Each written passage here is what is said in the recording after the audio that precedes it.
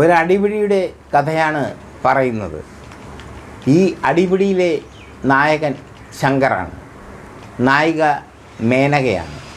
ശങ്കർ മേനക ജോഡികൾ മലയാള സിനിമയെ കീഴടക്കിയ കാലം. പ്രേംനസീർ ഷീല ജോഡികൾക്ക് ശേഷം മലയാള സിനിമയിൽ ഏറ്റവും ശക്തമായ രീതിയിൽ ജോഡികളായി മാറിയതും മിനിമം ഗ്യാരണ്ടി ലഭിച്ചതും ശങ്കർ മേനക ജോഡികൾക്കാണ്. ഏത് സിനിമ എടുത്താലും ഇവർക്ക് ഒരു ചെറിയ റോളെങ്കിലും ഉണ്ടാകും. ഒരു നോക്ക് കാണാൻ എന്ന സിനിമ മമ്മൂട്ടിയുടെ സിനിമയാണ്. പക്ഷെ അതിൽ ശങ്കറും മേനകയും ഉണ്ട്, ഒരു നായകനും ഉപനായകനും ഉപനായികയുമായി.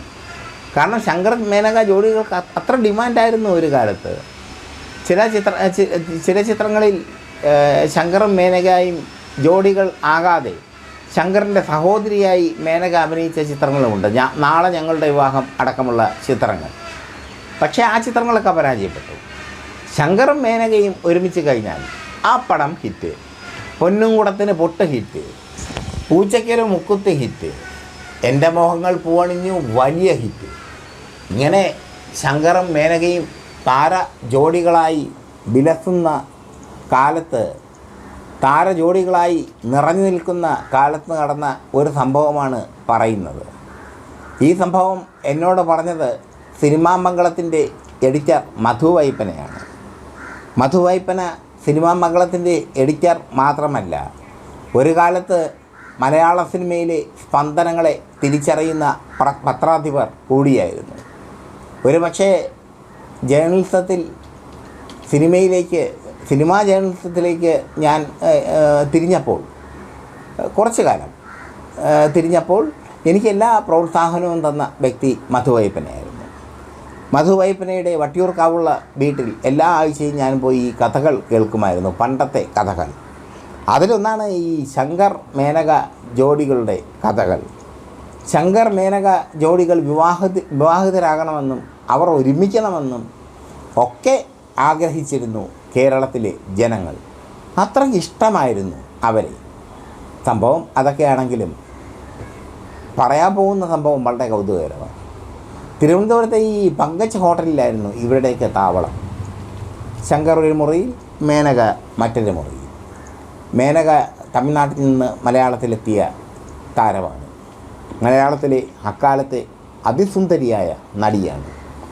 എന്തായാലും മേനക ഒരു മുറിയിൽ, അതിൻ്റെ ഓപ്പോസിറ്റായിട്ടുള്ള മുറിയിൽ ശങ്കർ താമസിക്കും. മേനക താമസിക്കുന്ന മുറിയിൽ ഒരാൾ കടന്നു കയറി. മേനകയെ അങ്ങ് കടന്നു പിടിച്ചു, പീഡിപ്പിക്കുകയായിരുന്നു ഉദ്ദേശം. മേനക കടന്ന് വിളിയോടെ വിളി. കാരണം ഈ വന്നവൻ സാമൂഹ്യ വിരുദ്ധനാണ്. അവൻ മേനകയുടെ ആരാധകൻ എന്ന് മാത്രമല്ല, മേനകയുടെ നഗ്നമേനി കണ്ട് പുളകിതനാകാൻ എത്തിയവനാണ്. ആ നഗ്നമേനിയിൽ രതിക്രീഡ നടത്താൻ എത്തിയവനാണ്.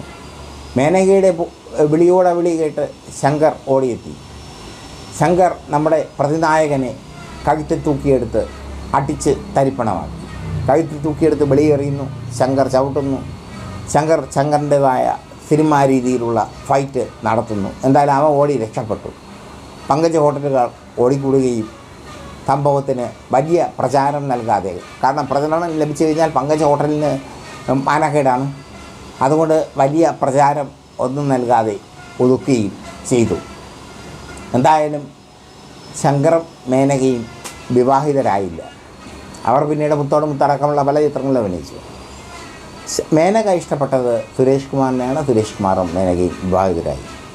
ഈ ഒരു സംഭവം, കാരണം മേനകയെ മാനഭംഗപ്പെടുത്താൻ വന്ന വ്യക്തിയെ ശങ്കർ കൈകാര്യം ചെയ്ത സംഭവം അക്കാലത്ത് ഒരു സിനിമാ പത്രപ്രവർത്തകർക്കിടയിൽ, സിനിമാ താരങ്ങൾക്കിടയിൽ ഒരു വലിയ വാർത്തയായിരുന്നു.